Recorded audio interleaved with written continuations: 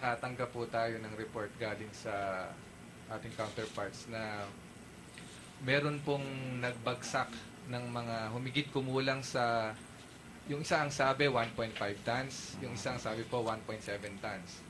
Kagad po nating pinulong ang mga ating counterparts na to at humingi po tayo ng kanilang mga opinion at mga pertinent information kung paano po inilaglag, saan inilaglag at more or less saan papunta po ang illegal na droga po na ito.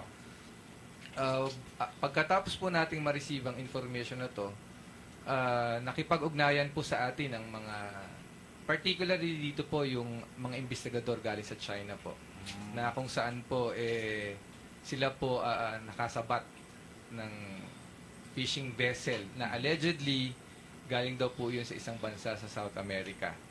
Na allegedly also na ito po ang nagbagsak ng cocaine dun sa western shore ng Summer Island po.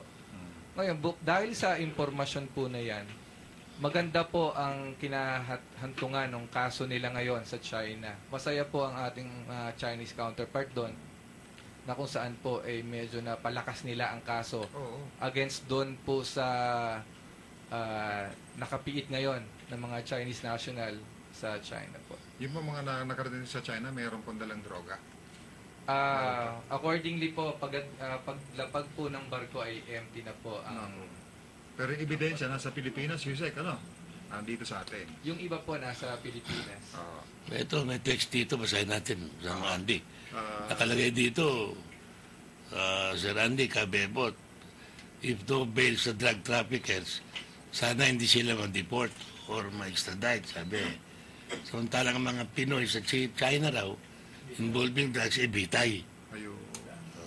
Dapat daw, tsaka, bakit daw merong helicopter, mga patrol boat, at tsaka may mobile court pa, nag-truck ang PNP. Binili daw ng ang PIDEA, wala man lamang tayo ni tricycle.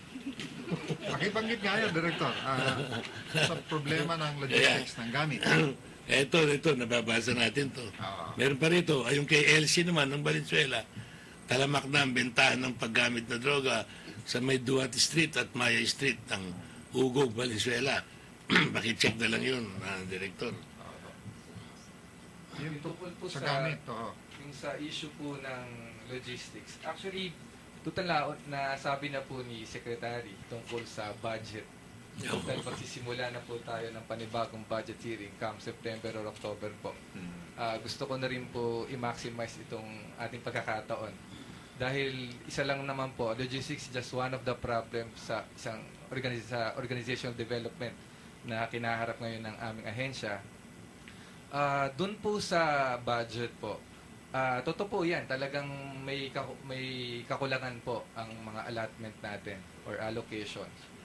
Ang PIDEA po is maintaining 17 regional offices. Around 3 or 4, yun po yung sarili nating building. The rest of the buildings are rented. Ito po yung undi sa atin po. At yung building po nito ay nag-incur ng mabigat na administrative costs such as water, lighting, tsaka konti lang po ang napupunta sa operations. Although hindi po tayo titigil doon, hindi po natin pwedeng sabihin sa bayan na dahil kulang ang pondo natin, ito lang po ang expected output. Hindi po ganon. Kailangan po tayo gumawa ng paraan upang mapalakas natin ang ahensya sa iba pang pagkakataon. Ang ginagawa po natin, bukod sa umaasa po tayo sa regular releases ng BBM, tayo po ay kumakatok sa ating mga counterparts abroad. Isa pong naging magandang resulta ng ating pakikipag-ugnayan sa ibang bansa ay yung pagpapalakas po ng ating forensic laboratory na kung saan po dati typical laboratory lang siya for drug analysis. Ngayon po ay dahan-dahan tayo tumutungo papunta sa drug profiling and analysis. Ito po ay sa tulong ng ating mga counterpart galing sa JICA at recently po nakapag-procure tayo ng mga bagong GCMS at nakapagpatayo tayo ng bagong struktura dahil sa tulong ng SPO or yung Supreme Prosecutor's Office ng Republic of South Korea. Ngayon po ay tumutungo na tayo sa pagpa-modernize ng ating laboratory po. At tungkol naman po sa kakulangan ng mga sasakyan, totoo po yan. Although, nung pag-assume po ni Director General Santiago, ay dahan-dahan po binigyan to ng pansin ang mga logistical needs ng bawat rehiyon. Ang binigyan po niya ng pansin ay ang pag-i-issue, ang pag-procure ng additional na ating mga firearms. Secondly po, ito yung pag-procure ng mga forensic laboratory equipment. Ngayon po ay nakapag-procure po tayo ng additional na GCMS na gagamitin po sa laboratory sa Cebu at sa Davao po. Yung tungkol sa mobility naman po ay almost all region nabigyan po ng at least isang vehicle po, service vehicle. Bukod pa doon sa mga naunang iprinocure natin na pinaglumaan na po natin. Bukod, gayon pa man, talagang kulang pa rin po ito para mapatrolya ng ating mga operatiba ang kabuuan ng rehiyon. For example, sa Region 4A lang po, talaga pong sakop niya ng buong province, yung 4A. Almost 7 or 8 provinces po ang involved dyan. Na napakalawak po ng lugar, napakalawak ng rehiyon para sa isa o dalawang behikulo lang po lamang. Ang ginagawa po natin ngayon, ginagandahan po natin ang ating relasyon sa mga police detachments, sa NBI, sa Coast Guard, at sa mga non-government organizations para po kahit paano mapaabot natin ang ating serbisyo doon sa mga nangangailangan po. Wala din tayong patrol boat. Meron ba kayong patrol boat? Wala po tayong iba na. Napakahaba ng coastline.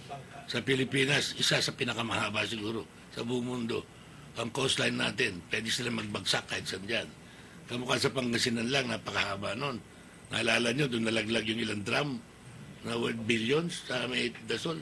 Papunta ata, padaan ata nun. Naubusan ata ng gasolina. Yung bangka. Magaling naman mangulit si General Santiago sa Navy at sa Coast. Sekretary, nagtataka lang ako. Sapagkat kung titingnan mo mga mayor, ang galing maghingi ng mga donasyon yan. Sa mga pulis, may mga sasakyan lahat. Pero hindi ko na rinigan na itong laban sa droga na na-involve ang private citizen. Katulad mga nagdo-donate ng mga sasakyan ng mga mayor. Patrol ka. Bakit wala akong naririnig na ang droga, mayroon ba lang solicitation from in the same way that they're giving to police, they should be giving to drugs. Kasi Mga local government officials ang sinasabi niyo. hindi yung local government, Private nakakahagilap yan sa mga businessmen, di ba? Auto, mga ganon. Bakit dapat itong siguro nandiyan na si Secretary Kaya nga, unahin ko ikaw dahil ikaw ang presidente ng oil mills. Oo nga. Tutulong ka ngayon sa Nag-usap na kami. Tapos na, di ba? Magsiset kami ng magiging ako sa mga directors to budget Malaki a certain pondo. amount para dito sa Malaki pondo nila. kontra-droga. Oo. Eh, kawawa talaga kung tutusin. Kita mo sa Amerika, director, sa ibang lugar, may helicopter ang mga drug enforcement, di ba? May speedboat, kompleto, high-tech lahat. Tayo, paano tayo nga habol dyan? Ni bangka, wala tayong motorized bangka dyan. Mahirap talaga. Ang nakikita ko kasi, Secretary, yung mga businessmen, parang hindi masyadong nakatutok dito sa problema ng droga. Mas higit sa amin, ay naamin ko yon sa anti-smuggling, kung natatandaan ni Secretary. Sa anti-smuggling. Kasi yun ang direktamente naapektuhan kami.